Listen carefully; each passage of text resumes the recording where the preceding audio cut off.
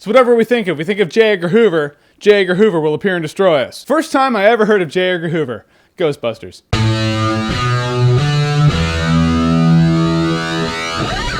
J. Edgar. So J. Edgar is directed by Clint Eastwood. It stars Leonardo DiCaprio, who plays J. Edgar Hoover, who's the guy who founded the FBI. I almost said CIA. No, FBI. Now, I was really looking forward to this movie. It's Clint Eastwood directing. It's Oscar season, so I was like, all right, this is one I might be able to sink my teeth into. And how was it?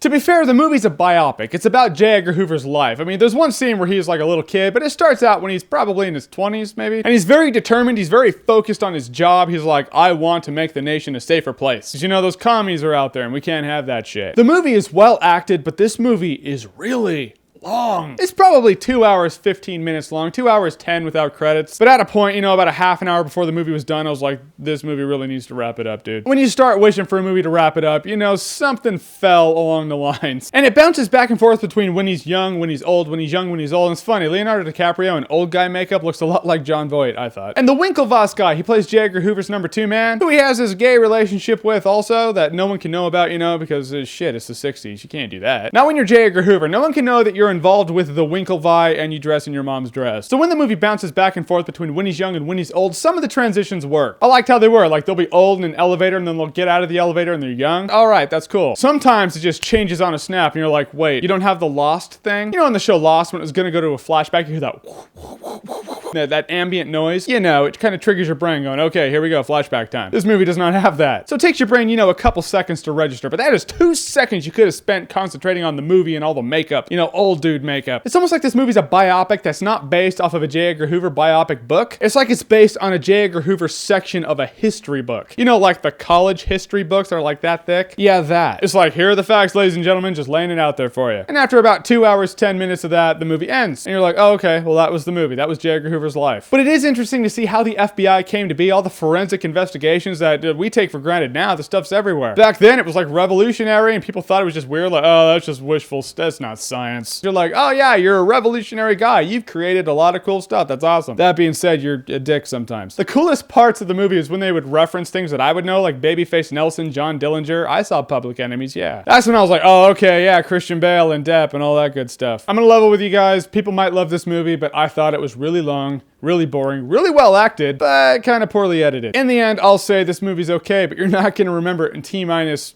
2 hours. If you saw a J. Edgar Hoover special on like the History Channel, it would probably be more interesting. So your favorite Clint Eastwood movie, what is it? Whatever it is, the guy's directed a shit ton of movies. Comment below, let me know. And as always, if you like what you've seen here and you want to see more, click right here to see more.